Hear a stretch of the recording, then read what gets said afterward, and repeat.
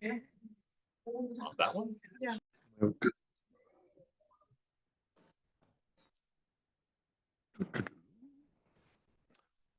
Good morning. Welcome everyone to our regular monthly meeting of our Police Services Board. At this time, I would call for a motion from our Matthew Gation. Just 1 second, Jerry.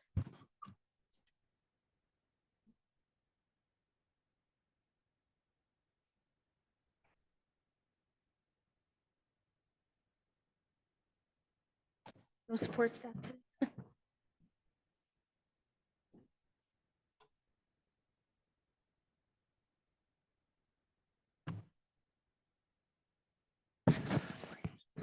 Apologies for the delay there, Vice Chair Lougheed. So at today's closed meeting, the board dealt with the following matters, discussing and approving confidential matters pursuant to section 44(2) of the CSPA. Thank you. Member Poland, could you have our land acknowledgement, please? Certainly, Vice Chair Lougheed, thank you for the opportunity. And folks, as we all know, the Greater Sudbury Police Service strives to build positive and respectful relationships with the original inhabitants of this land, including First Nations peoples, Métis peoples, and Inuit. It is in this spirit that we, as a service, honor and acknowledge that we serve in this land that is cared for from time immemorial by the Anishinaabe people of the Three Fires Confederacy. We further acknowledge this land as the dish with one spoon and the Robinson-Huron Treaty region. In peace, our first duty. Thank you, Member Poland. Roll call, Matthew. Thank you, Vice Chair Lougheed. Present. Thank you, Member Forte. Thank you, and Member Poland. Present. Thank you. Chair Sizer and Member Lefebvre are away today, so aren't present. Also, Deputy Chief Cunningham. Present. And Deputy Chief Hiltz. Present. Moving to our consent agenda, is well listed in our agenda list. Is there any questions with regard to the consent agenda? I might raise to your attention item 6.5. There has been a significant raise in the membership fees for the OAPSB, and it raises it over $4,000 since last year. But in reviewing that, I don't think we have any choice but to continue our membership because there is the need to negotiate with the government with one voice. Questions? Member Poland, you're good with that? I'm very good with that. Now that you've opened it up, I do have one question, if you don't mind. And it's on the bottom of that memo. And forgive me, I don't have a background in this, but the sentence is as a result, the membership fees now reflect a price per property, much like the cost model for OPP services. Looking for clarity on that. I don't have any further clarity. That was from Lisa Darling, the Executive Director. Yep. I can absolutely ask her for clarity, Member Poland, and report back to the board on that. Sounds good. Thank you. Thank you. Any other questions or observations about the consent agenda? If not, moving on to item number 7 from our last meeting, I guess it was me in my capacity as vice chair at that time, about the body worn camera program. Just a reflection that last week it was reported in the media that the RCMP in fact are committing themselves to such cameras. But today we asked for a 20-minute presentation, and I would turn that over to, are you an acting deputy, a superintendent? What's your title today, Mark? Inspector. All right, Inspector Brene, can you present? No, so actually, yeah, Mark, if you just introduce Constable Savignac to make that presentation, thank you.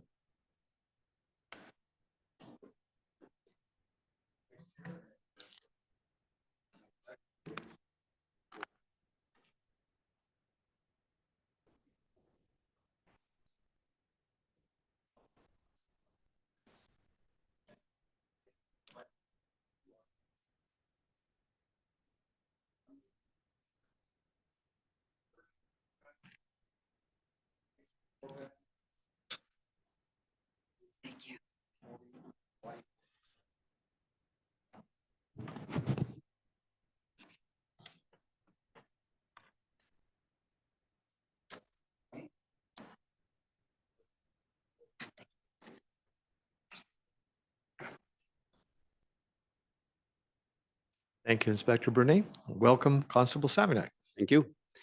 Well, I was asked to show everyone this new technology that we just received, and I said I would be glad to. I'm just going to wait for the PowerPoint. I put a presentation up so we can follow it and not miss anything.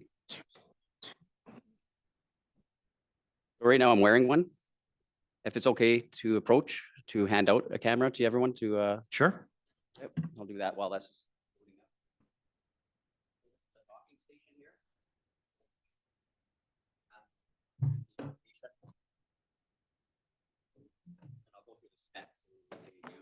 Thank you.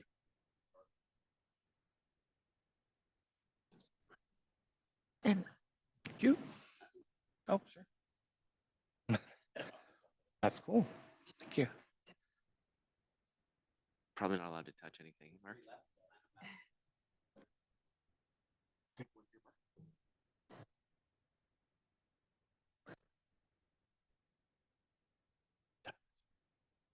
Okay, so I put the presentation for a brief intro of what citizens, public will be expecting to see when officers are wearing the equipment and using it out in the field. So that is the camera that's up on the presentation, half a pound. It's very small and it blends in with the equipment that we're wearing. I can't forget about the technology that we have had through the years, going back from the first tasers in 2002. The radio system, the Harris P20 system, in-car camera, we started in 2016, and also the drone program 4 years ago, the RPAS. So we have been doing that. So that brings us to the Axon body-worn camera. I can't just mention the camera, the equipment, without saying all the work that went into it to get it here in front of us. There was a lot of back work that people don't see. So included in that is obviously the research, getting the proper equipment for us, getting the approvals, getting the procedure created, proper equipment. We have the most up-to-date. This is the Axon 4. That's the most recent one, model from them. I'll show you a timeline in the next slide. And then also the package that goes with it. So the platform. Configuration of the camera equipment is dependent on each department on how they want it to work. And I'll go into that in the specs.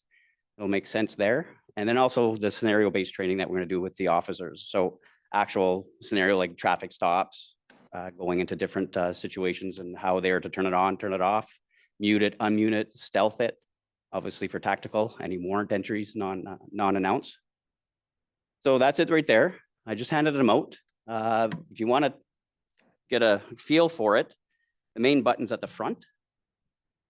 And if you double click, I'll do mine just so you can see it. Oh, there you hear it. So you have an audible tone, and then the tri-light red will turn on. That shows the public that you're approaching, that it's on. And then our procedure will be that when we are in an investigation or enforcement, that we are to tell the public member that they're being recorded. It's audio and video. And the specs will be up there in a minute. This is a tool. It's a camera. It does not have like a GoPro, a camera in the back to watch. It's recording in itself. And then it downloads at the station once we get there. But in itself, this is capturing right now what I'm talking, what I'm saying. It's operates in low light, and you can turn it off by just a long press. So you guys, invite you guys to definitely press on it, and we'll clear the video after. This is just for a demo for you. So it's a long press, and you will hear the long tone. And if you can hear that from up there, and then it goes green on my top screen, and I know it's not recording anymore. So that's it for the basics of it. So this is a tool. It's clear what its purpose is. It's to build trust in the community. It's recording what we see, our perspective now, right? And then as the presentation says, it's going to demonstrate our professionalism, how we're treating people out in public, and it's going to enhance our accountability and transparency. So you might get different versions and different perspectives out in the field. This will show what actually happened. Will it capture everything? Well, it's not going to capture behind me. It's not going to capture in front of people where I can't see. It's going to capture the view that's directly in front of me. So obviously, if there's more cameras or officers at the scene with a camera, you're going to get other angles. And we've all watched videos through the last 20 years in the States. They're very good. And of course, what is it all for? Evidence. We're going to download it. We can capture it. We can show it. and it's going to be logged. And the officer that's in control of it will be under their DEMS or digital. I'll get into that in a second in a couple slides. Works. So this is just a short timeline of where Axon, this particular company that we went with, 2009, and then it comes out. They were camera worn with glasses, and then Axon 1, 2, 3, and this one came out the most recent. So the model we have, my understanding is April of 2024. So that's the one there. The picture that's on that timeline shows another piece of equipment. It's another one that plugs in and it comes up. It can go on the shoulder or on a helmet for a tactical officer. We're not getting that. That's a POV, point of view. This is the primary model that other departments are having nationwide. So specs, the specifications here, this is interesting. If someone didn't know or used the camera before, as soon as an officer draws their handgun or their taser, it starts recording. So you'll see that red light. If that, I'm not going to do that here, obviously. And another neat thing is about it is there's an officer within 30 feet or 9.144 meters. I draw, my camera starts recording, and theirs also automatically starts recording. If I would turn mine off, theirs is still recording. They will turn theirs off when they want to. They're in control of that. Does that make sense? So if you draw your firearm, everybody's cameras within 30 feet automatically start recording, and it'll be flashing red. So that is, I think, is really neat. The resolution on them are higher than like the 720 that's on there. That's on the PowerPoint is like a Ring doorbell. People are so used to seeing on videos. We have the different parameters for the resolution to set. Battery life is, it says 13 plus hours. Most say 14. Basically, it'll run for an entire shift, which is a 12-hour shift. We will run out of battery before we run out of space, because this is 128 gig. The Axon 3 was half that, 64, and it was sufficient for most apartments. We're double that now with this model, so that's really good. The operating temperature is -20 to +50, and then it has an IP rating of 67. So that means the ingress protection. So for solids, sand, dust, that's the first number. The 6, that's the highest rating, and the 7 is for fluids, spray, rain, things like that. It's basically at the high. So the next one's 8, and that's to be submersed underwater for indefinite time. This one is, I believe it was 1 meter for 30 minutes. I don't know too many officers that'll be swimming with us. They won't be. I was Marine officer. Yeah, we won't be doing that. So just they're rated for our outdoors. Drop test 6 feet, and then the field of view. Best way I can describe it is directly across from me, left to right, is 180 degrees. Just take 10 off that. So that's 160 degree. The farther back you are, the more it captures. We've all seen videos on the internet. It's amazing. That's a huge field of view. The other cameras, the other models were 140 degrees and less. This one's 160. It's huge. It's a great view. As I mentioned, the docking station, I have it in the PowerPoint. Just to see them how they're loaded. That's how an officer would see it at the beginning of the shift. They would take it out and clip it into their molly. And we're going to be doing that in the training with the officers, where to put it. The procedure that we have, this is actually directly from the procedure. So it's first and foremost, it is for investigative and enforcement activities, and that's it. It is not for 24-hour surveillance. I'm not going to turn this on and just walk around for my entire shift through the community, in the mall, and around. It's to be turned on when I'm having an investigation or a traffic stop. I'm going to turn it on before I get out of my car, approach, do the traffic stop, advise them they're being recorded, and then continue with that. That's where it's going to be used for. So we have our procedure written for it. The other items that are there is improve overall community safety. That's for the community and also for the officer. It's going to record everything. It's going to capture. We all know people act or behave properly when there's a camera recording. I think that's pretty fair to say. Enhancing public trust and confidence in the police. That's your transparency and your accountability. That's very clear. And the other ones fall in line with that. They're going to capture accurately a record of the police officers' interactions with the public. So even though someone might have a perspective of how they were treated, That officer might have also a different perspective. The camera will show both sides. So you got a third witness to every call. It strengthens the commitment to bias-free service delivery by officer to the public. Again, it's accountability and transparency. And then providing improved evidence for investigative, judicial, and oversight purposes. So it could be used for, obviously, for court as evidence, and it's also for, could be in-house. If a public member doesn't like how they're being treated by the officer, they can review it, and then our supervisors can take action, good or bad, praise or not. It's there on video. The last one is ensure fair and timely resolution of complaints and reduce unwarranted accusations of misconduct. So just my readings, my involvement, and talking to other departments within Ontario, the complaints go down. I'm not going to give a final number because I know it's high. It's just that when people see themselves on video and how they were acting that day at that time, and if sobriety is influenced and changed and that was involved, they'll have a different perspective once you see the video. It does end a lot of unwarranted accusations, and that's a huge plus for this. Next thing is privacy. That's always a big concern with police, obviously with a camera. So there's two worlds to that. There's the public places and then private places. So right now, an officer's in public, only when they're investigative or enforcement, they will be turning it on. Okay, so they have to inform the public person, whoever they're talking to, that it's recording at the earliest convenience that they can. The first opportunity they can, they should be saying it. In the absence of any legal limitations, they're going to record. If the public member says, I don't want to be recorded, turn it off. They have to follow the procedure and they have to keep it recording.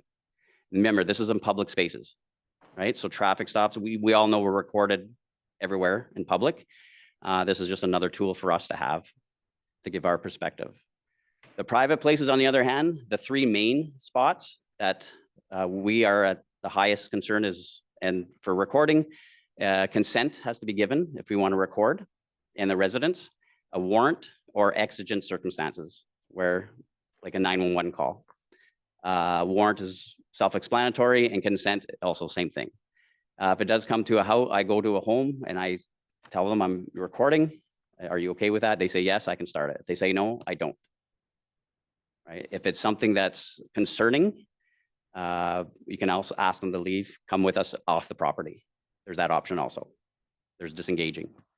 The next one for procedure, it does speak to officers' conduct and recording and how they are to, where they can and should, in schools, religious places, and hospitals. So in a hospital, example, we're going to turn it off when we get there. And once we get into a private room, everything's fine. But if a person in crisis starts acting out, then start hitting recording in that private setting. Or if I'm sitting there with a person in crisis and my partner needs to go to the bathroom, I can turn it on so I'm protected while I'm in a room with this one person. Just common sense things like that. I guess that covers majority of it there. Storage of the recordings, where do they go? Basically, it goes into the cloud. It's our DEMS system, so digital evidence management system. And that's uploaded when we put it into the dock station at the end of our shift. We can save it. We can mark it with notes. We can mute it if it needs to be. Like someone saying their birthday and personal information, like for a domestic, they're going to go to this place of safety. We can mute it so that's not captured. If it is captured, then we'd have to put in a request to have it edited out, the sound for court disclosure. Viewing of the recordings, another concern. This is not to embarrass anyone, it's to capture evidence. So internally, we have our procedures to cover that for who can watch them, who can look at them. They're flagged and tagged. Anyone that looks at it will show who it was under their authorities on their computer. If they don't have authority, they're in trouble. We have policies, procedures for that. So internally, it's members who did the recording. They can look at it, view it, authorize members for disclosure. So we have civilians that'll be doing that. Supervisors, of course. If there's an investigation, they can look at the video. Audits, we're going to be doing audits making sure people are using it properly and downloading it, saving it properly. Legal counsel, and of course, chief of police or designate if required. Externally, where can people view it? Well, it's only as permitted or required by law. For that, externally, like an SIU investigation. They're coming in from the outside in. They're going to be able to view that. Obvious access to freedom of information requests that are granted. We'll be following what that says. Then authorized complaint resolution process. So if there is a complaint of an officer's behavior, they put it in, we can show that complainant the video once it's granted through this supervisory procedure. And if that's allowed, then they can view it with the process, whoever is there for that. They can view it then. Releasing to the public by the chief of police or designate by virtue of there being a compelling public interest. So something that's shock and awe, or the chief feels that the public should see this, that's up to our chief. And that is the body cameras in a nutshell. Excellent presentation, Officer Savignac, and within 15 minutes too. So God bless you. Some of your previous colleagues could take your example. So thank you very much. Pardon me for talking fast. So we'll open it up to questions. Member Forte? Yes, great presentation. I like the personal touch. I'm always a hands-on person. Just to clarify, you said that if someone draws their gun, every camera in the area Within 30 go feet. on. How would that work?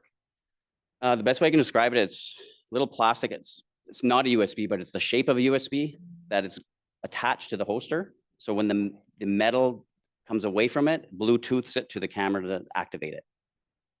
So it's a piece of hardware that we purchased to attach to our holster. Even if your camera's not on, it goes on as soon as any gun in the area. Correct. Drawn John, or taser. one last question. You're behind the scenes, so all of this, all the video, is stored. And it's stored unless you need to access it for a case or internally. When you do access it, does someone go through for, third party? Is it edited at that point in time? If there are third parties in the video, do you have to? Yes, if there's concerns, best example I can think of is like a traffic stop, and advise they're being recorded, and two kids in the back seat, their faces are picked up on the video. We can blur them out. We have the software for that to blur them out, and that's presented without them. And there'll be specific Yes, staff in charge of. correct. Thank you. And no other welcome. questions, Member Forte? Member Poland? Sorry, members, can I just ask you to speak close to your microphones? Thank you. Thank you for that. Member Forte did a wonderful job covering every single one of my questions except one. -20, that's like June in Sudbury as a potential. So when it's below -20, we're not using the cameras. No, we'll be using it. So that is a concern, what I thought also, -20. We're all Northerners. I'm born and raised here also. The instructions for this and then included in the training is to treat it like a cell phone. Protect it. It's not to be roughed up and exposed on purpose. Our iPhones that we're issued at work, the latest ones are their rating, including the Androids, they're 0 to +35. I've never had my iPhone fail on the road. So my iPhone for work is rated at 0. That's what it says. These are rated -20. I don't know how many officers will be standing outside for a long enough time to have -20 affect it. There's also little tricks and tips to protect it. Hand warmer, elastic to it, like just little things like that, but obviously protect it from the rain and treat it like an iPhone. That's how we're pushing it out to the officers. That it's a piece of electronics, and we all know cold does affect it, but -20 in my book is really good. Okay, excellent. If I can, how does it affix to your vest? Pardon me? How does it attach? Oh, I have a Molly. So the strapping here, it's called Molly. And plate goes on, and then I just lift it up and put it in. So ready to go. Questions, Member Poland? With my camera, Officer Savnak, I can see through you, and I think Nathan wants to tell us something too. Sorry, I didn't get I it. think Nathan wants to tell us something. Okay, So I want to talk to you some more, but Nathan, go ahead. Yeah, just for the clarity of the operating temperature. So it is a range. The camera itself does generate heat as well while it's operating. So that temperature range is also acts on storage range. So they're not to be stored outside. So stored lower than -20 or above +50, but the operating temperature can fluctuate beyond those means on the lower side because the device does generate heat as well while it's in use. Thank you. Do you have anything to add? Through you, Chair Lougheed, one of the things I might add, Member Forte asked, the reason, and this board knows we came for a sole source on Axon is because of the officer safety. So as Constable Savignac indicated, the minute our officers activate their firearm or their taser, the cameras do turn on. So had we gone with another Motorola, Panasonic, we don't have that interoperability. And that's why, again, we came to the board. So we were getting the total package from Axon. So, it really is driving that officer safety package. So thank you. So I did at the last meeting, Constable Savignac asked about the timeline to the implementation.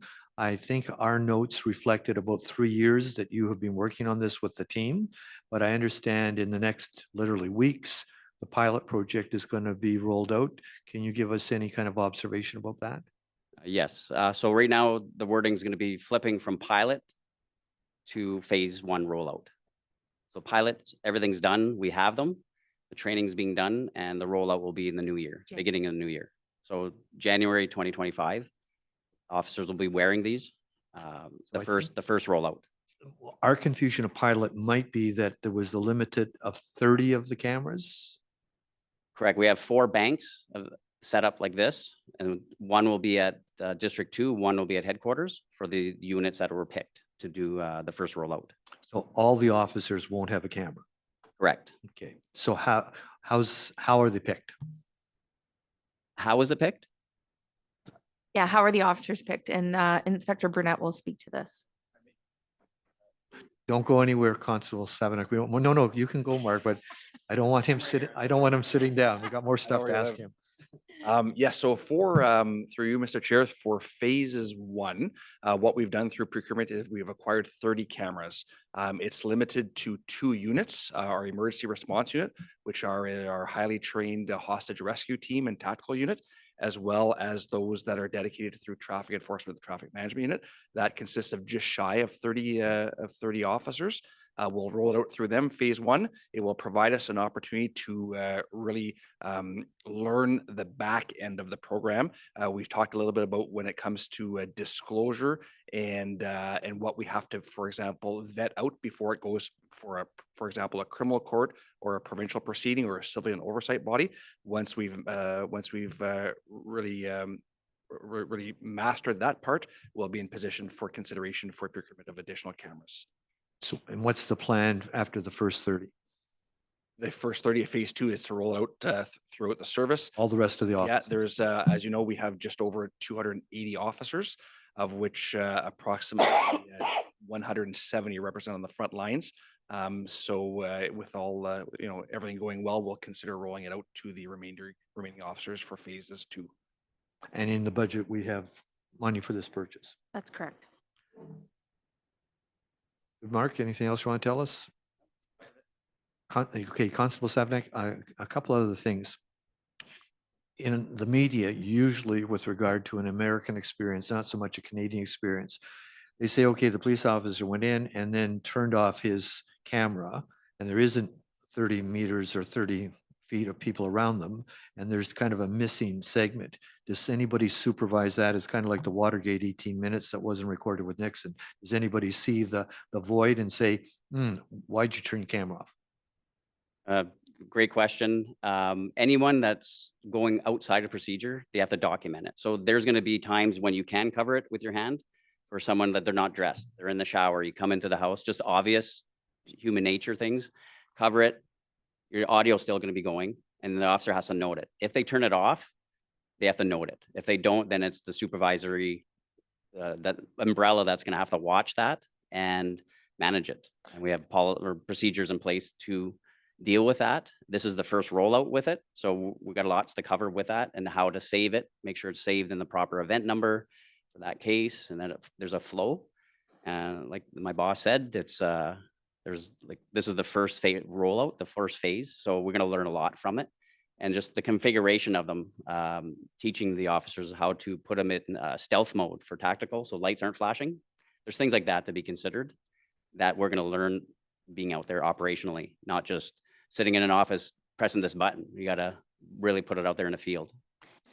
Sorry, and if I might through you, Chair Lougheed, when I presented our budget last week, you know, I indicated when I started 26 years ago, we didn't have tasers, we didn't have carbine rifles, we didn't have, you know, all the training that our officers are going through. And every time we release new technology, even though we are working with our Peel Police partners, our Toronto Police partners, those who have already launched body worn camera into their organization, we're learning from them because there were lots of things you plan for, and we're just going to have to adjust as we go. We have best practices in our procedure, as Mark highlighted some of them. And again, it's going to come back to that accountability piece and making sure that our officers are trained, which is starting here in December. The first 30 are being trained, and that they're abiding by the procedures that are going to govern them. So thank you. So in that, I think you used the word boss, Constable Seven. Like, I just like a definition of the boss. Is the boss going to be the sergeant of the platoon, the staff sergeant, the inspector, deputy chief? Who's the boss that kind of says, we got to look at this again? When I said boss, I was referring to my inspector here. He's my direct boss, but on the road, yes, it'll be the sergeants. Okay. And then if it needs to be taken up more, then staff sergeant, and then the process for like anything else. I'm a huge fan, huge supporter, as I was with the dashboard cameras too. I think that too, and this presentation is excellent. It really, really is good, Constable Savinoff, because you're showing how it helps. Our job is adequate and effective policing. That's what a board does. And all this does is enhance that.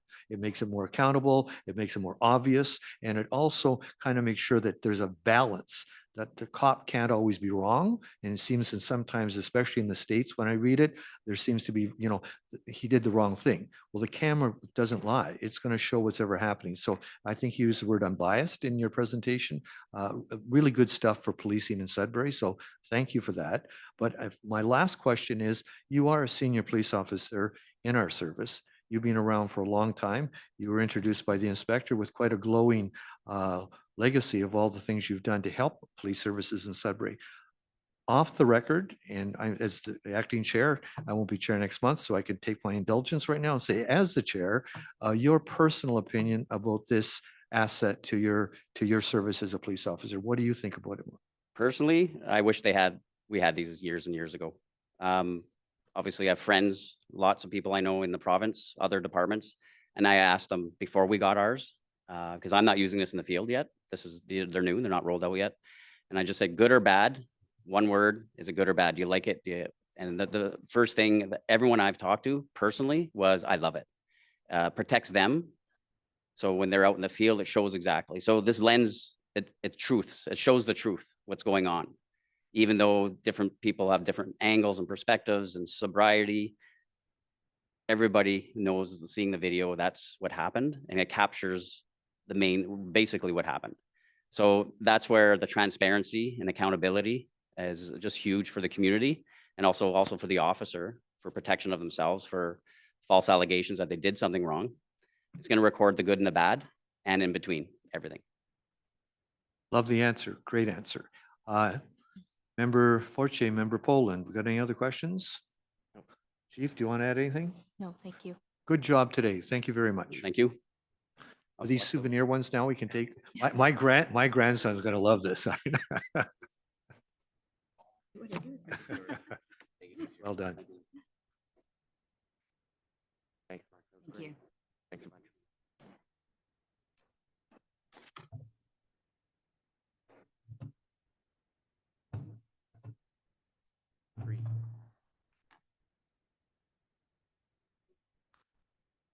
Thank you. Thank you. Proceeding with our agenda, I call upon Matthew with regard to notes of appreciation.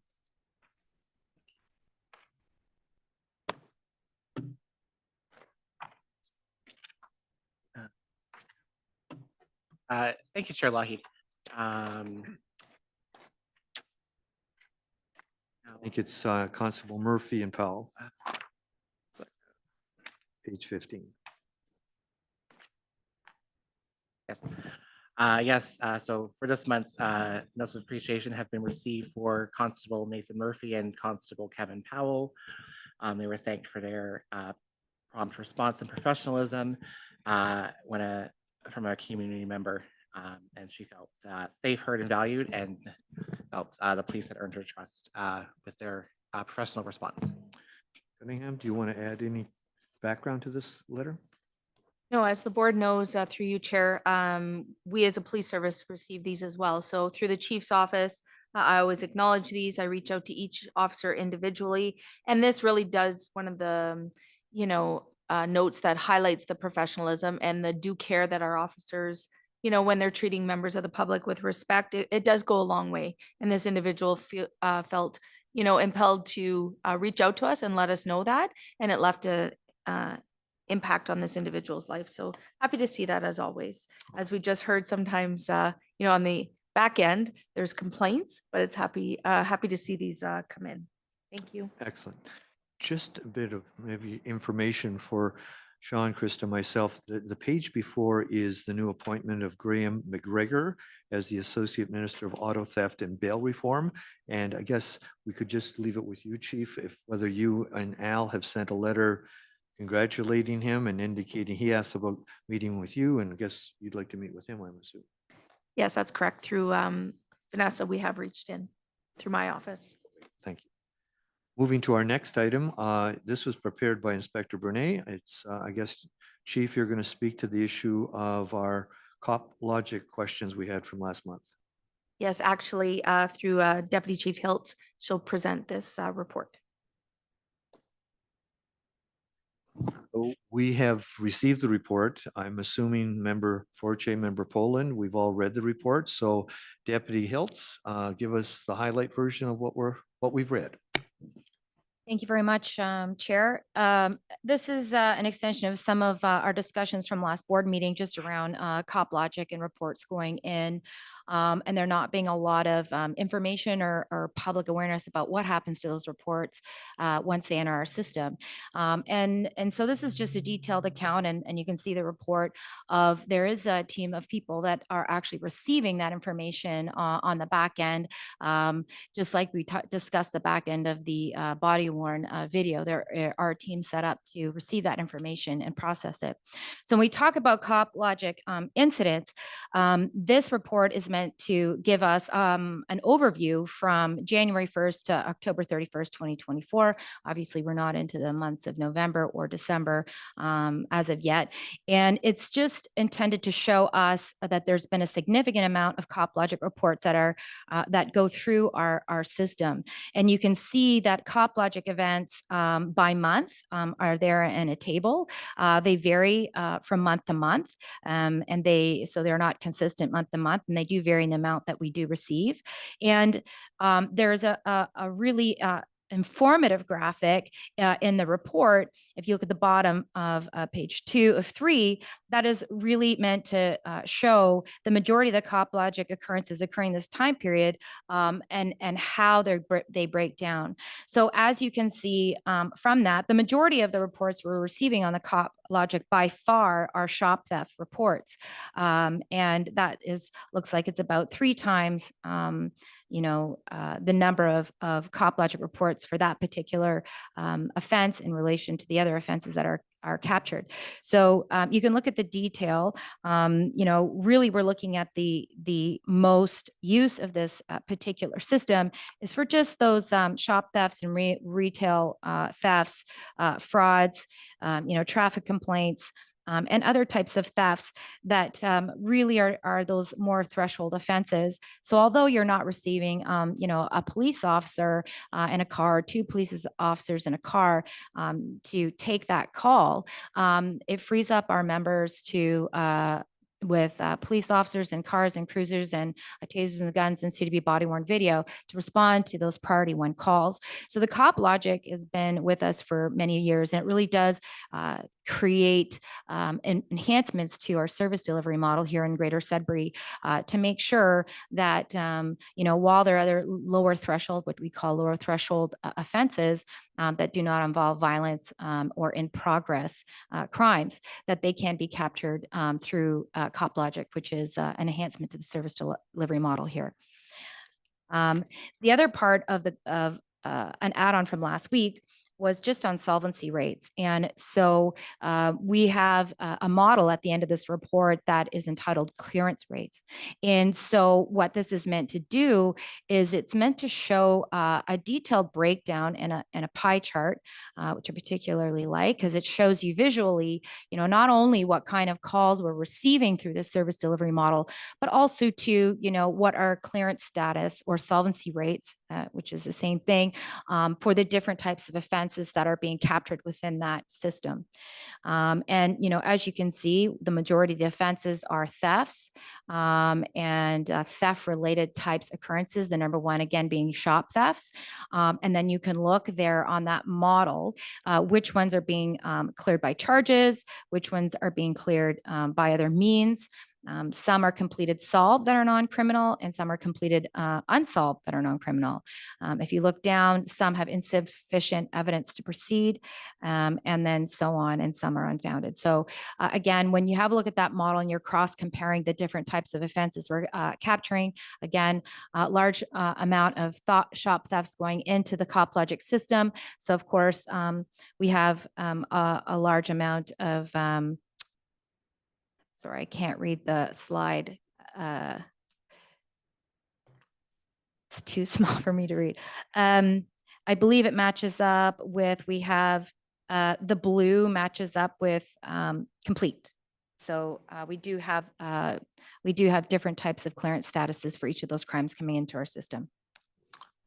Member Forte? If I could just make a comment on Cop Logic, I'm going to use AWOL just because I have some personal knowledge. And it's still a significant number for AWOL. And I understand I it's. think they want you closer to the mic, Oh, Krista. sorry. And I understand it would be primarily youth that are AWOL from either foster homes or group homes. So previous practices, the officer would have to go out to the group home or foster home, would have to take the report, upload it, etc. Now I understand that these are happening directly from the group home, so it saves the officer going out. So it allows the service and officers as a whole to concentrate, I think, on more high-level crime. So I definitely think there are many efficient, although it may not be perfect, there are definitely many efficiencies with the program. Good comment. Member Poland? Chief, do you want to add anything? No, not to that. And through Member Forte, also through our hate bias, we've opened up the Cop Logic. It's no longer just, as Deputy Hills indicated, theft from your shed, or we really have modernized that and allowed individuals to report crimes online in a more effective and efficient way. And one of the programs, as you indicated, Member Forte, is the AWOL program, and that was released earlier this year. And just to comment to Member Forte's comments through you, Chair, I agreed. And the AWOL program is an excellent example of some of the initiatives through officers that are critically assessing the work environment for efficiencies. That was brought to us by 2 constables within the Criminal Investigations Bureau. A very successful program that's in line with our strategic direction, that's in partnership with the community. And again, I believe the numbers are 172 AWOL calls were fielded through Cop Logic, which means there's 172 calls that are not going to frontline officers, for officers in cars, tires to the ground and boots to the ground, to go to calls that really are procedural.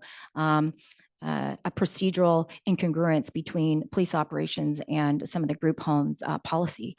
So again, that's they've worked that out with those community partners, and through Cop Logic, we're able again to create more efficiencies in service delivery and reduce wear and tear in our vehicles and people, and to going to those calls that aren't necessary. And I'd like to point out for the month of October, I think there's been an increase, roughly, I think between 70 and 77 increases in the month of October. So a very successful program, and again, again, CopLogic enables us to enhance service delivery and a lot of benefits to the public and a lot of benefits to Greater Sudbury Police Service.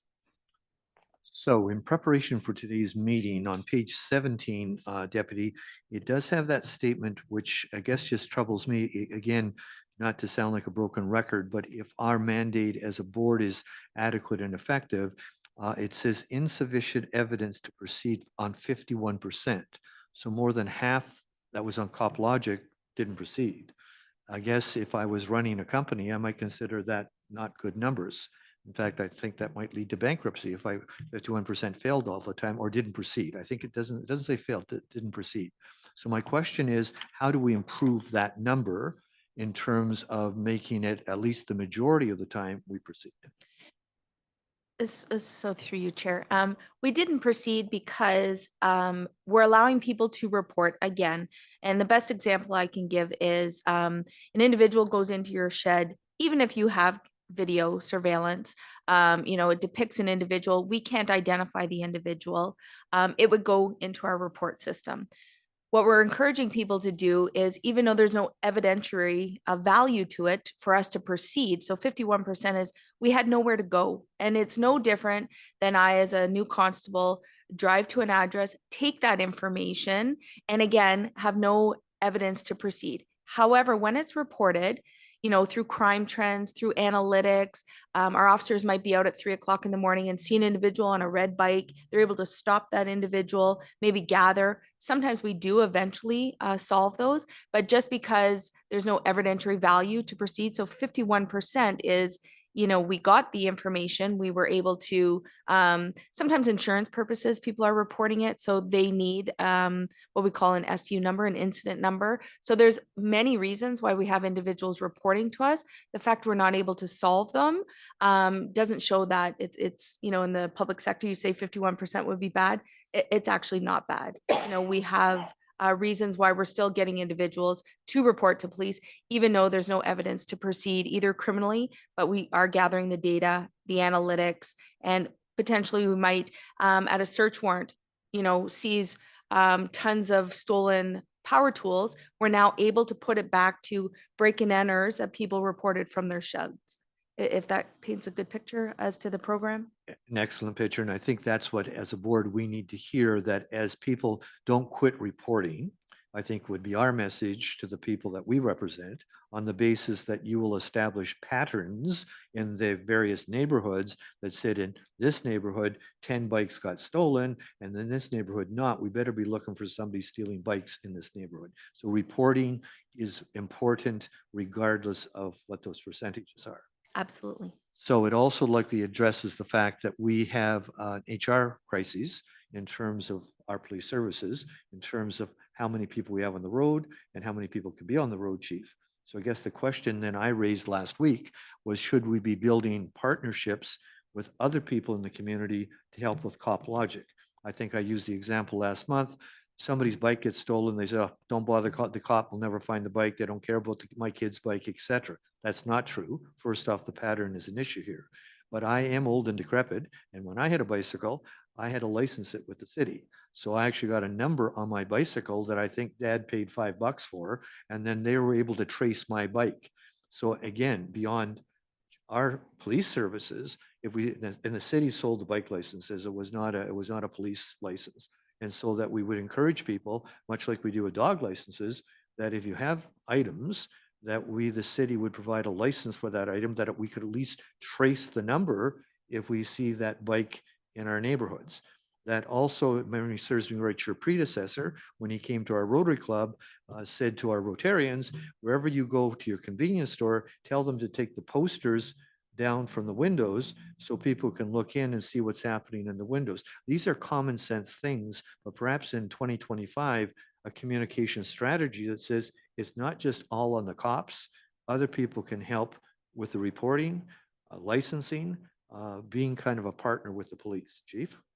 Agree, Chair Lougheed and Deputy Hiltz. We did some research post our last meeting, and there was an initiative by a local bike company on Notre Dame. You can register your bike, but crime prevention is everybody's responsibility. And when we talk about, you said CPTED, which is crime prevention through environmental design. We did a big blitz years ago, went out to the community stores that were having robberies, clear the front glass. People want to be able to see in, don't put all the advertisements on the front. So we continue to do that through our corporate communications, and we'll continue to move forward and talk about some further crime prevention strategies. The bike one is a great one. So we'll continue to work in that direction. Any other comments, questions by anybody? So, no, we're all good. All right, so moving on from COP Logic, we are then at the Reserve Trust Fund, and this is a motion. I'll just, if you don't mind, Chair Lougheed, speak to it. This is an initiative through the police service, through the Office of the Chief. It's an annual. It is called Shop with a Cop program. This year, we're lucky to have 32 youth being presented for the program. It comes through various areas, whether it's social services or schools, our school resource officers, or churches, and youth are recommended. We spend a wonderful day through many donations. Through local companies, children are given a $100 gift card at the Walmart in New Sudbury. We have breakfast with the youth. When we talk about the Chiefs Youth Initiative, this really is one of the programs that is a highlight, whether it's Shop with a Cop, Cops, Kids and Fishing. It really does build that positive relationship between the police and the youth in our community. So again, encouraging the board to support this initiative. Member Poland, Member Forche, any comments?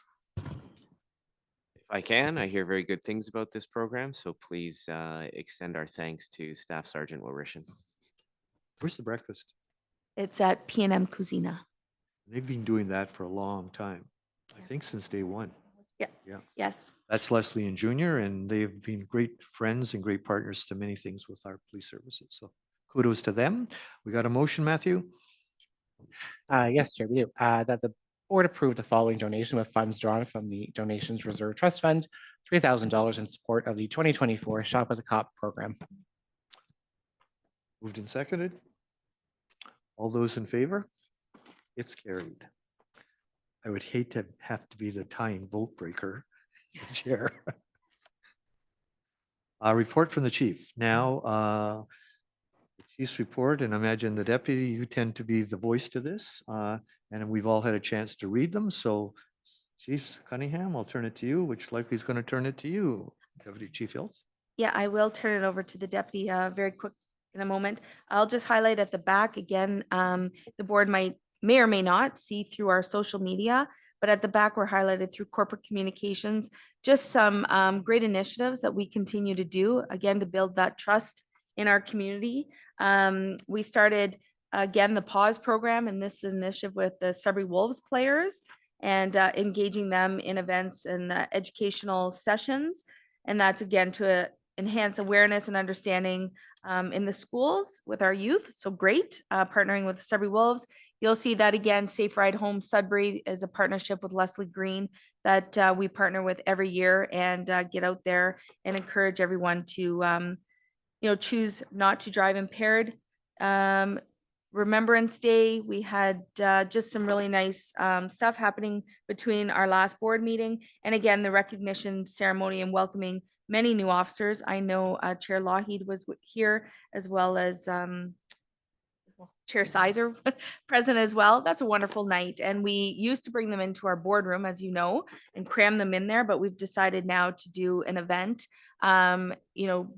twice a year and bring families here, which I think you'll concur that it was so nice to see grandparents, because the Ontario Police College is so full now. They give each member 2 passes. And so if you have a spouse and you have parents and grandparents that want to be there to support you, they're only allowing 2 at a time. So I think it's important that we bring our members back here. And then lastly, our annual member recognition ceremony that highlights our members celebrating 20-year, 25-year, 30-year, and our recently retired. So again, really some great member recognition in the last month. And that's all for me, and I would turn over to Thank you, Chief. Any questions from the members about what we heard from the chief? Sean? Just want to highlight the good work done by the Safe Ride Home program. I understand, and Vice Chair Lougheed, you might want to fill in some gaps here, but I think Leslie Green was honored with a Paul Harris Fellowship by the Rotary Club earlier this month. Yes, it was, and it was well attended by leadership. And in fact, my brother Joffrey is a member of that club, and he mentioned about the enthusiasm and the endorsement and just the fellowship of the police officers that were in attendance about how Leslie has truly made a difference. I think the comment was made has literally saved lives with that program because of the drunk driving issues. The Paul Harris, for those of you that are not familiar with it, it acknowledges great humanitarian efforts. Nelson Mandela and Jimmy Carter and Mother Teresa are all recipients of that, more locally. Our friend Frank Mazuka and Tom Davies, Dr. Corringham are all recipients of that. So it is a nice award. It's a good award, and Leslie very much, and the place was sold out and had a great lunch. You'd agree with that, Mark? Sarah? We're good with that. This room, I think we did it as a trial. I think we just should drop the word trial. We definitely want to have the swearing of the officers in this room. The place was packed. There would be no physical way we could have got all those people into that boardroom or even to the room we're meeting now. And they had a great time. I think there are people in this room that were very much key to organizing that, but they had some props over here and upstairs where all those family members could take pictures with their very proud, promising police officers. And it was well spoken, and it was just it was a good vibe. When you left that place, they were really proud about our police services. So drop the word trial. From here on in, it will all be here. And since I'm the acting chair, that's a directive, not a motion. Back to my old leadership style. And then lastly, the invites. So at the last week when I did this little prep meeting with the deputy and the chief, I've suggested members that we want to get invited to everything. Whether we go to everything or not is regardless, but whether it was the kickoff of the RIDE program, whether it's issues with regard to our relationships and partnerships in the community with various groups, that in fact, we would be aware of those. And if we want to attend and support the chief and the deputy chief and the representation, that we have an all standing invitation to all police activities. And the chief has agreed to that. And with that note, I'll turn it over to the deputy. Natalie? Thank you very much, Chair Lougheed. As always, month to month, I always begin by saying, the work contained in the operational updates and the chief's report is the work of many hands of the men and women, both civilian and sworn, that make up our police agency. So a special thanks to all of the hard work that goes into the work that's reported in this chief's report that I'll go through. First of all, we're going to go through specialized operations that's led by Inspector Dan DePazzi. And the reason why, there's a lot of work that happens in each of these divisions, and the information contained in the report is just high level, we feel, is public interest. And when we talk about community mobilization and engagement, you can see that our members through specialized ops and through Inspector DePazzi, our officers within that area, are attending a lot of community events, and there's a lot of community engagement. And as you can see, we present, we host, and we participated, attended, and supported many events throughout the month of October, from the Indigenous Homeless and Housing Conference at Niswakmok to a healthy aging ageism fair. So a variety of events throughout the community the month of October. The second item that's important and has considerable public interest and police interest for good reason is the bail compliance and warrant apprehension program. And there's a detailed breakdown of some of the activity there. And as you can see, the Greater Sudbury Police Service is really prioritizing compliance. And we're effectively allocating our resources to address high-risk individuals in our community who are at risk of reoffending. So as you can see, there's a detailed breakdown, and through prioritizing, we really are ensuring that individuals released on bail are adhering to court-imposed conditions, and we are holding them accountable, and in the hopes of reducing the risk of reoffending. And again, that's in our interest to protect public safety. And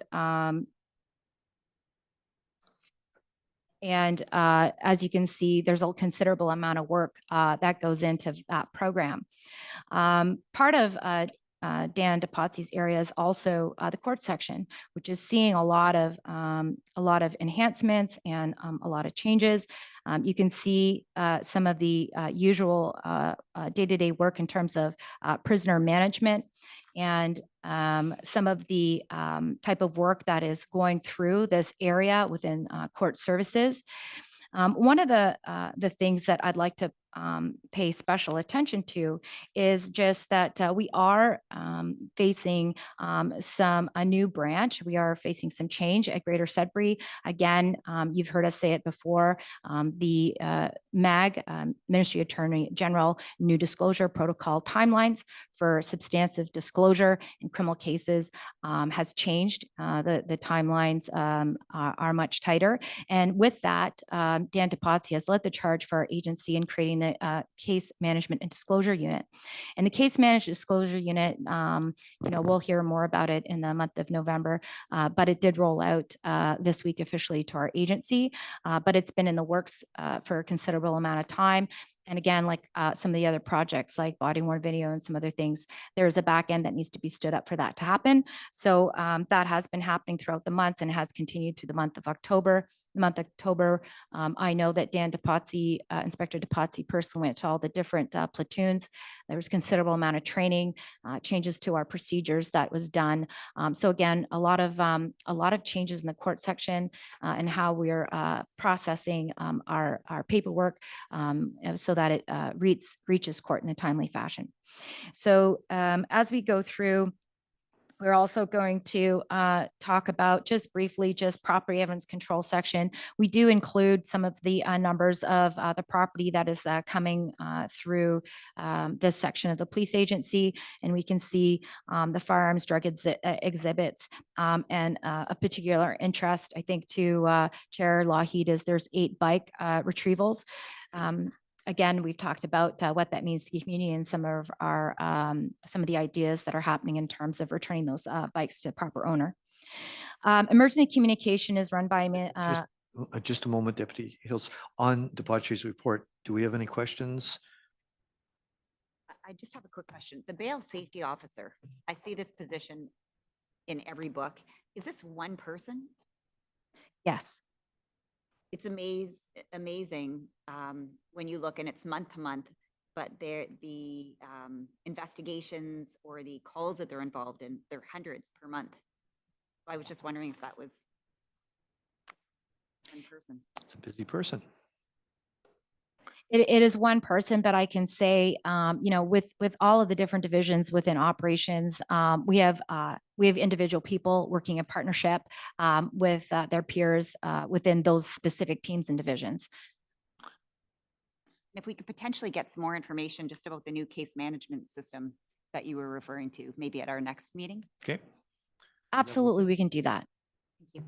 Member Poland, anything on DePazzi's report? Okay, 2 things, just guess curiosity. Subpoenas service attempts were 182, successful 103, so 79 were unsuccessful. What happens to the unsuccessful ones? So unsuccessful is they attended and they did their check. They rang the doorbell. Nobody picked up. no, and what they do is they revisit. Yeah. Yeah, They go back. They go back. So it's not like they knock once, they're not there, and then the check's complete. It just means it'll roll over into November. The other thing on page 29, and I guess just true Canadian, I was surprised where it said handguns 156. I didn't think we had a lot of handguns in Canada, so I'm taking it these are all criminal handguns? No. So we haven't categorized criminal and non-criminal firearms and handguns in this particular section. So what property and evidence control section is, sometimes we have, if your grandpa dies and you've got hunting rifles and you want to turn them into police service for destruction, that's also part of these numbers. I know long guns. Yeah, and that's the next line down. That one I got because my grandpa's guns. That's how we dealt with them. I'm talking about handguns. I just didn't think there was that many handguns floating around in Sudbury. Well, this is again, some of them can be crime guns, but obviously that's, that we do warrants, firearms are seized. As we get through the chief's report, you'll see that there are firearms and drugs seized in different calls and warrants that we've done throughout the month. So these are the ones that were seized and held in property and evidence control for destruction. Okay. That seemed just to me to be a concern to me about safety in our community, that the 156 guns, how many aren't we seizing? But we'll move on till next. Yeah, week. and they could be, I know, sorry, I'll chime in on this. Through the Sudbury Revolver Club and where we do our training, there are, active, enthusiasts there. This could have been someone turned them in. I don't believe, and we can look into that they were all handguns, which shouldn't be out in our community. Okay. We can follow up on that. Sorry, Deputy, move on to Andrea Savage's communications. Thank you very much, Chair Lougheed. So moving on to emergency communications, Andrea Savage is our police professional managing this area of our service. And as you can see, we are still managing a considerable amount of calls month to month. We saw just over 25,000 calls for service in the month of October, with about 6,500 911 calls. Again, 911 party calls assisting the ambulance and persons in crisis are still party one for party two calls are still quite high. And we look at intimate partner violence data, which I know is of huge public interest. We still are generating intimate partner violence incidents. And in October, we saw 223 911 generated intimate partner violence incidents. And 48 of those were in progress, and 18 of those were bail conditions that were being breached in relation to IPV related investigations and incidents. Again, one of the programs that we have here to divert calls away from the front line is the Verified Alarm Response Program. And like other programs which we touched on today, similar to the AWOL program and COP Logic, this Verified Alarm Response Program diverts calls away from our front line. And as you can see, our officers responded to 100. Our officers are responding to 105 alarms in October, and the number is up by 72 from the previous month. So the calls for service have significantly declined, and it creates process and resource efficiencies in diverting calls away. So moving on to patrol. Just hang on again, Yep. Deputy. Do we have any questions about the communications report? So I did ask Matthew to check, because we passed a motion in May with regard to the epidemic legislation in the provincial government, and you do have a report on that, Matthew? Yes, so you'd asked me about the law that was, or the bill that was being I think, discussed. yeah, you have the report though. You sent it to me. Yeah, so it was passed second reading and has been sent to committee, so it's sitting at provincial parliament. So it's not passed. That's the point. It's in second reading, so it could die again, depending on the Christmas recess. So I would suggest that when Al's back in the chair, that we would send another note that says we would expedite the passage of that bill. And I think you told me what bill number it is. What is it, Matthew? 173. 173. And we passed that unanimously at our board. Member Poland? I think we certainly support that. Member Fortune and I were just commenting on the staggering numbers around IPV calls, so it continues to be a considerable concern. It's horrendous. And I think the thought is, Sean, that it doesn't go down. Every month we're over 200 and sometimes beyond 250. Barbara Redley was on CBC yesterday with regard to Cedar Place. And she said last month they turned 210 people away. They had no room for. In the month of September, they turned 300 people away. So we don't have the resources to accommodate people that are seeking shelter, and we don't make a big dent on the numbers. So this is a real catch-22. So I think the least we can do is add our voices, and I am going to go to the big 12 meeting on Monday night, and I will ask the other board chairs to again put pressure on that passage of that legislation. For the benefit of why we want that, it means they can flow resources because it is an epidemic. Deputy Hiltz, do you want to tell us about Inspector Brown, which, by the way, it's good to see you, Inspector Brown, here. So thank you for attending our meeting. Deputy? Thank you very much to you, Chair. Moving on to patrol operations and thanks to all of the inspectors and managers that are here today. When going through patrol operations, we can see that we are also including the PCRC, which also houses CopLogic. We see there's 242 incidents that are triaged to the PCRC for dispatch and for further investigations. And again, as we saw from the report earlier on, the highest types of calls were thefts.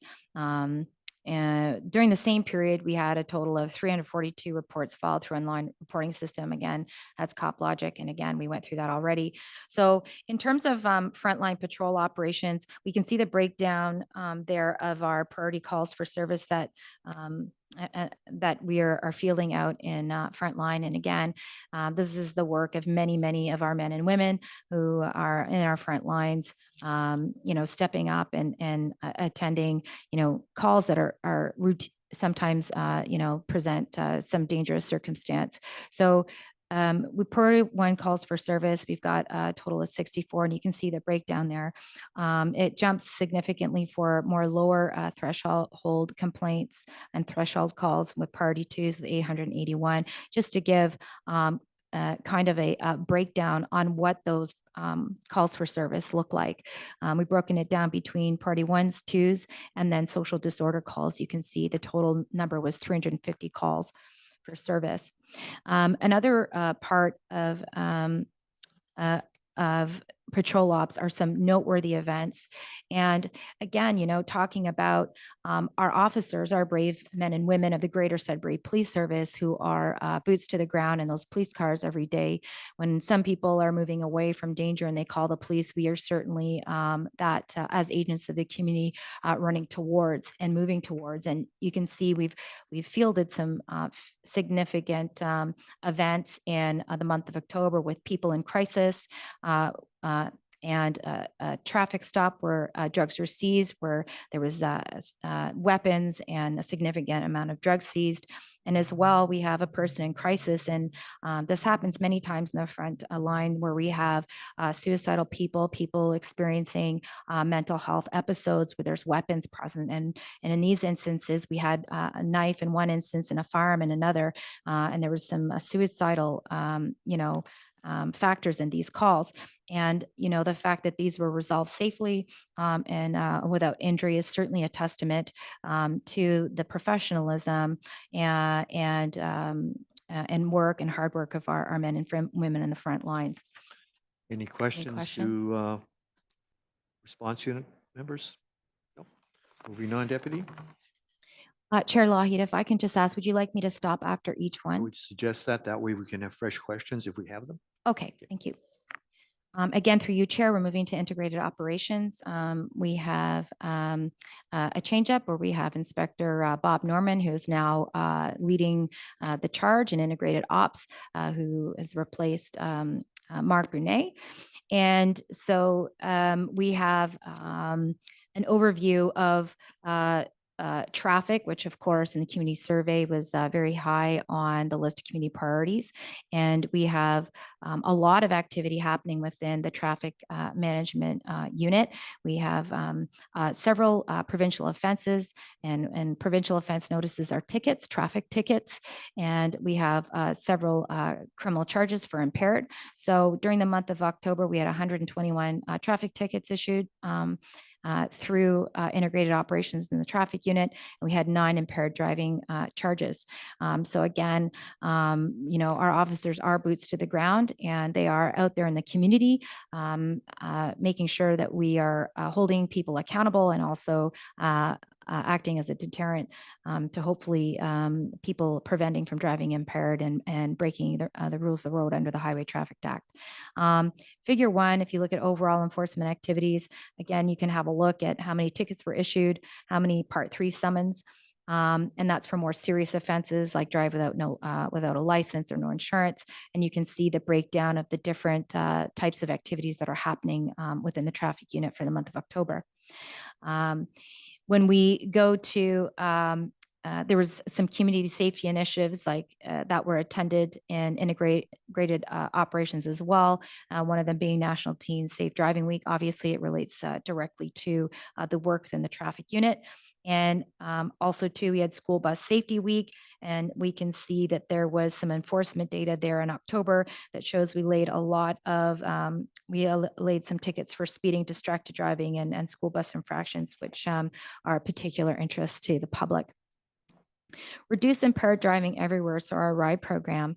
And thanks to Inspector Norbin for putting this, sometimes a picture is worth 1,000 words. So very grateful to Bob Norman and his team for pulling together a Reduce Impaired Driving Everywhere comparative summary of ride statistics for October, between October 2023 and October 2024. So as you look, there is a comparative bar graph, and we can see there is a difference from year to year. And in terms of, total vehicles checked, how many ASD tests were administered, and intoxilizer tests, field sobriety tests, and alcohol screening device tests. So there is a breakdown there, and underneath there's a second figure that highlights the RIDE initiative comparisons between charges, suspensions, and violations. Again, broken down into specific categories with impaired charges, over 80 refusals, 3-day, 7-day, 90-day Highway Traffic Act charges, and Liquor License Offense Act charges as well. So in October 2024, the RIDE initiative, the data reflects really, a strategic enhancement to our enforcement efforts. And, the mass screenings arose from 7 in 2023 to 77 in 2024. And this is in combination with higher ASD intoxication tests. And so again, I know there's a high public interest. We're heading to the holiday season, and this is meant to paint the picture that our officers are hitting the ground. They are doing the checks necessary and getting results in terms of Highway Traffic Act violations and impaired driving charges, and they will continue to do so in the holiday season. In terms of the tactical unit activity in the month of 2024 supports a lot of the different calls that happen in patrol ops.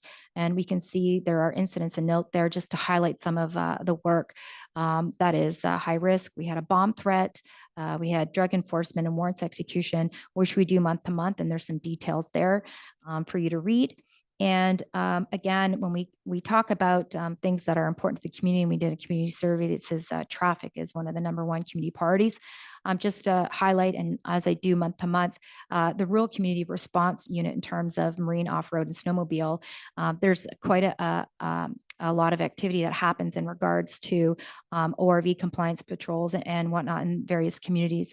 So I have, there is a figure in there on the Rural Series time allocation comparative in the different community events and training events and some of the enforcement that they're doing for you to look at.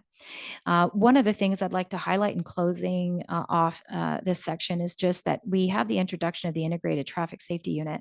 So we're going to move from the Traffic Management Unit to an amalgamated unit where we're amalgamating the rural and traffic into the Integrated Traffic Safety Unit that will be called ITSU.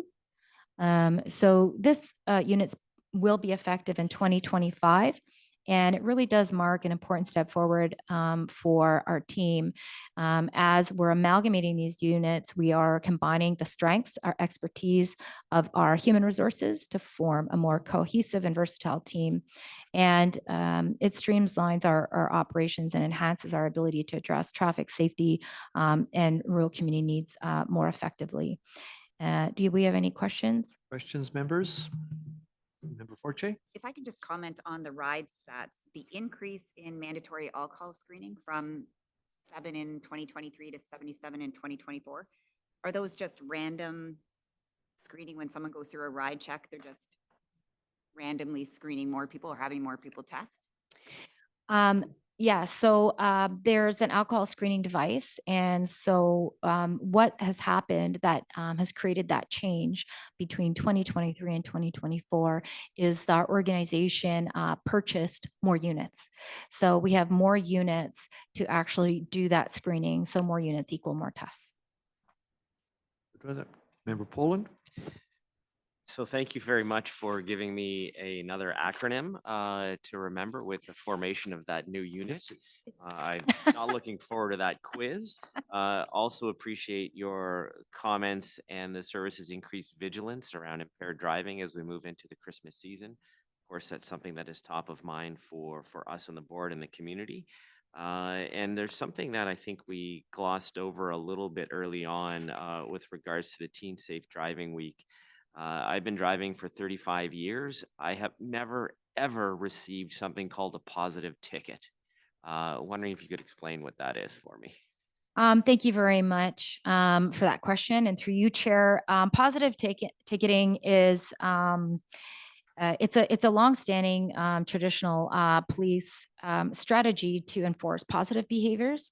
So positive ticketing to students demonstrating safe driving habits instead of our usual police ticketing, which is under the Highway Traffic Act, where there's fines. So, and National Teen Safe Driving Week, again, to just get into a little bit more detail, we partnered with Public Health Community Mobilization Unit, and we were giving safety presentations at St. Benedict's School. And so during those presentations, the purpose was to emphasize the importance of seatbelt use, of course, avoiding cell phone distractions, and having your proper documentation in terms of your licensing, ownership, and insurance. So following the presentation, the officers and building, relationships with the community through education and partnership. Positive ticketing is used that way, again, to enforce positive behaviors and having your license and your ownership insurance on you and wearing your seatbelt. And again, it's meant to be a prevention tactic, but also to reinforcing positive behavior and here after an educational presentation. So that's what it's meant to do. Member Forte? I do have to say my daughter, who goes to St. Ben's, came home after this. She's too young to drive, so she wasn't part of it. But she was telling me how they gave good tickets. And I'm like, there's no such thing. And now Yeah, there is. As a matter of fact. Now it makes sense. Yeah, positive ticketing is a great program, especially with youth. And again, in this instance, having it tacked on to National Teen Driving, Safe Driving Week, and education is, again, a great relationship building tactic in the community, and again, reinforces positive behaviors. Good, members. So my question, Deputy, is page 40, and that's your introduction of the integrated traffic, which is the new acronym that Member Poland talks about, ITSU. And I guess my question is, I wrote, when you are integrating, there is sometimes a concern by the, I think they refer to themselves as the outside people in our region, not the downtown people, that they sometimes feel there is a lack of policing in certain areas in our community. So my question was, when I saw rural, will the rural people suffer? And this sounds good in theory, but we only have so many resources. So are we taking anybody away from people that would be doing rural? Now they're going to be doing traffic, and that traffic would be in Sudbury, city of Sudbury. Very good question, Chair Lougheed, and thank you for that. Actually, the impacts are intended to be the opposite. Again, it's intended to blend the unit so that we have more officers dedicated to traffic enforcement, whether it's rural or it's traffic management. So it's meant to give us more people, more expertise, and enable us to get out and cover more areas and strengthen, again, the effectiveness of the unit. And if I might add, Chair Lougheed, in the research we did, of course, when we make these organizational changes to our organizational structure, there's a lot of research that goes into it. There's a lot of input, both from the community and our internal members. So the rural unit did a lot of what we call off-road. So the ATVs, the marine unit. And so what we're going to do now is on-road, off-road, and they'll be blended in the sense that if we have functions where the rural unit would go on a marine unit, they now have a traffic officer, you know, because there's only so many people to do the work. And when we have our contractual agreements, people are off on training, on annual leave, on whatever. Now it's going to blend, and we feel that we're going to actually enhance our ability to better service kind of those outlying areas and some of those complaint areas. So again, it all sounds great. My only suggestion would be Inspector Norman is not here today, but if they could track in 2025, what's the balance in terms of how many checks were outside of the city of Sudbury and how many were in? Because again, I think sometimes there's urban myths that, oh no, we never see a cop, never in our area. They never set up a speed trap in our area. And likely that's not correct, but I would like to be able to say to the region of Sudbury, everybody has an equity in police services when it comes to this particular issue. And I got to tell you something else, as much as I spoke to this the last few months ago, those cameras that track people, you've never seen so many people drive so slowly in McCrae Heights in your life, because I have a funeral home out there and everybody's doing 40 because they don't want to get their picture taken. So the people who don't think it works very well, and I think it's the guys with the spray paint that are knocking them over, they're the guys that are traveling way too fast because the rest of us are right on the speed limit. Anything else on that one, Deputy? Yes, one more point, Chair Lougheed, and just on that, as we move month to month through the chief's report, just to bring us back, that we do highlight actually some of the locations in terms of the rural unit, so that we can show and demonstrate to the public through this report that our officers are reaching a lot of communities, and we can continue to do so under this new brand in January 2025. Sounds good. And I think last but not least, and Inspector Wilmot is here today. Thank you, Jerry. Deputy, do you want to talk about major crime section? Absolutely. Thank you very much through you, Chair. As with all the other sections, criminal investigations is certainly no different. A lot of hard work is being done by many hands of our men and women in the criminal investigations department, again, headed by Inspector Wilmot, who is in the room today.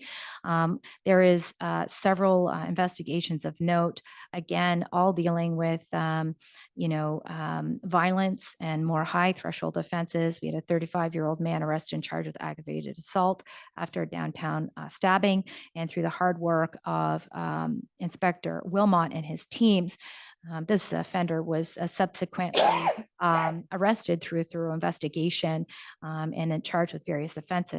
Again, another arrest of 2 individuals that were charged for an assault and extortion, again through the month of October, again involving assaults and threats with a baseball bat, where a person was wallet and cell phone were taken. And again, it just goes to show you that there are violent incidents that are occurring in the region, and that we have a great team of people, our criminal investigative department, who are there to receive the call and investigate thoroughly. And you can see there are a lot of positive results. In this particular case, we had a 31-year-old male charged with a myriad of offenses, and you can see them there, but involves extortion, assault with a weapon, and robbery, and possession of weapons for a dangerous purpose, which are quite serious, including a careless use of a firearm. And a second individual is also charged, again, for violent offenses, including extortion, robbery, and possession of a weapon for a dangerous purpose. So again, kudos to Jerry and his team, and also to the uniform officers that would have originally taken this call. Again, a team effort with successful results. The other incidents, high-level incidents to mention in this report also involve pointing a gun at multiple people after police were dispatched to a residential unit in Greater Sudbury. And our officers were dispatched and took the initial report and our officers and investigators in criminal investigations department were able to find the people responsible. And in this case, it was a 23-year-old male charged with, again, some serious offenses, pointing of firearms, 2 counts, and careless use of a firearm, weapon, prohibited device, and ammunition. So again, very, very serious offenses. And again, great work by our unit. Just another item of note that our Greater Sudbury investigators and investigative and criminal investigations went through some trauma-informed training in regards to sexual violence investigations. And the reason why we're mentioning the Chase report is we just want to make sure that, again, there's public interest in making sure that your investigators and your criminal investigators group, Greater Sudbury Police, are receiving the best, most up-to-date training. And certainly trauma-informed approaches to sexual violence investigators is just that. And so that's why that's highlighted in the Chase report. And, you know, our internet child exploitation unit and our break and enter unit, as well as our drug enforcement unit, are working hard to conduct thorough investigations and bring people to account. On the ICE unit had a significant investigation where they attended the Barrie area, and they arrested and charged a male with luring a child, which is quite serious offense, and you can read about it in the report. And as well, a traffic stop that led to a significant drug seizure, where a significant amount of drugs was found in the car and charges laid. So again, the break and enter unit, it just goes that we are again dealing with a lot of calls in criminal investigation unit that are involving serious violence, drugs, and drug seizures and firearm seizures. And there's a lot of work in the month of October that you can see highlighted in this report that relate to great work that's being done in the front line in terms of traffic stops and thorough investigations by the investigators of the Criminal Investigations Bureau. So just to commend them and their hard work, along with the team effort through patrol operations, integrated ops, and obviously communications and all the criminal investigations unit. We've had a very busy month in the month of October, and we anticipate to continue to be busy as we lead up to the holiday season in November and December. So thank you very much for everybody and their hard work. Members Poland and Forte? If I can, very quickly, thank you very much for that, Deputy Chief Hiltz. I think you've acknowledged the great work of Inspector Wilmot and his team. So Jerry, thank you so much. Please extend that. But I want to take a moment to highlight the work of our comms team, and Sarah is here. So I think I've mentioned this before, but I have been receiving emails for, I feel, the last decade. So when I review the Chief's report, there are no surprises to me. I'm able to source back from when certain events have taken place. So I understand the great work that our team is doing, but also the level of transparency and accountability that this service has in sharing this information with the public. And that is not easy to do with a very small team. So again, please accept our thanks around that. Good words, Sean. Krista, anything? I guess in just kind of picking up on what you said, Sean, I just have a question whether Inspector Wilmot could give me an opinion on this, or Deputy Hiltz, you can, or Chief Cunningham. But I guess if our job, again, third time this meeting, is adequate and effective, what is the state of the drug problem in Sudbury? Because when I go to the Mission and serve, pretty much everybody in Mission says, oh, Mr. Lockheed, you can buy drugs anywhere. You can go to the street. We can get drugs for you right now. Everybody can get drugs. Downtown, you can get drugs. So I guess the question is this a losing battle? And should we have more resources? Is it doing a good job? We don't need any more resources. So between the three of you, can somebody give us an answer? Yeah, in 2 minutes or less. Yes, through you, Chair Lockheed. Did you Could take we- over as chair? Yeah, could we use more resources? Absolutely. Absolutely. There is an opioid crisis in this community. You know that. This board knows that. The community knows that. Are we just scratching the surface? Absolutely. So, you know, quite frankly, to answer, we could use more. We don't have more, right? We're broken up. You've already highlighted the outlying areas want to see more officers.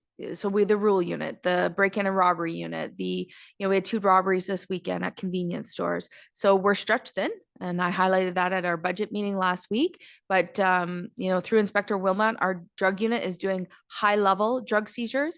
We had a traffic stop this weekend where routine traffic stop by a patrol officer sees $43,000 worth of drugs. So officers at the front line, in the drug unit, and all over the service continue to do drug enforcement work. Poland? So I know this is definitely not a 2-minute conversation. So we are on the Trans-Canada Highway, and at some of the provincial policing events. Sorry, Chris, I can't see you. Forgive me, I didn't move that chair. Let me get back on track here. So we are on the Trans-Canada Highway. Having attended some police events out of this community, I have heard from other chiefs and deputy chiefs that this is not a problem that is isolated to Sudbury. So again, on the spot, are we in a better situation than some? Are we in a worse situation than some because of where we're located? Through you, Chair Lougheed. Of course, right? And we're seeing, if you recently last week, the OACP Zone 1A met here in Sudbury. So the Ontario Association of Chiefs of Police zone was here. Chief Colleen from UCCM is talking about the drug crisis on the island. They're coming through our jurisdiction. Yes, they're stopping here. Yes, we're seeing an increase in drugs. And I think Deputy Hiltz has highlighted this in many of her reports. We're seeing gun violence from the GTA. So it is coming into our community. Our drug unit continues to work on joint forces initiatives with the OPP in addressing drugs, gun violence here in our community. So we continue to work collaboratively, whether it's with other law enforcement agencies or with public health when it just comes to the awareness and education piece, with Razo Access over here and doing some of that public education on safe use. All of that we continue. It's not just a one-stop shop solution. We now, as you know, the ALPR system, so the cameras coming in and out of our jurisdiction will assist us in further investigations when we're having, for lack of a better term, moving targets. We'll be able to continue to use whatever investigative avenues we can to address this concern locally. So let's take the poll in 2-minute and make it a 20-minute at our next meeting. Could you give us a State of the Nation address with regard to the drug issue in Sudbury? Okay, I noted CMDU next month as well as this one. What is your? Member Forte asked for the new case management disclosure unit presentation. I'm good. Both? We can do the drugs in January. Do yours next month. Yeah, Okay. The reason raised it with me because I was at a breakfast that I think someone else was at the breakfast. A major employer in our community was telling us that drug dealers are going into his workplace and giving free tastes. Would you like to have some cocaine? Well, here's a taste of cocaine, and if you want some more, 2 weeks from more, I'll sell it to you. So if it's that obvious, then I think as a community, maybe it is resources, Chief, and maybe I noticed Toronto seems to get a lot of resources for auto thefts and different things there are a lot more people there than us. But if we need some more funding envelopes, perhaps we need to be the squeaky wheel. Perfect. Thank you. Questions, new business? No new business? Anybody in the back row wanted to say anything? We're all good? Deputy Hiltz, got any more? No, thank you, Chair. Inspector Brunet, I'm really glad that we're getting those drunk drivers tested. So thank you for the foundation and thank Bob Norman for the good follow-up on that. Chief, do you want the last word? No, I'm good. Thank you, Chair. All right. Motion to adjourn. We're done. Thank you very much. Are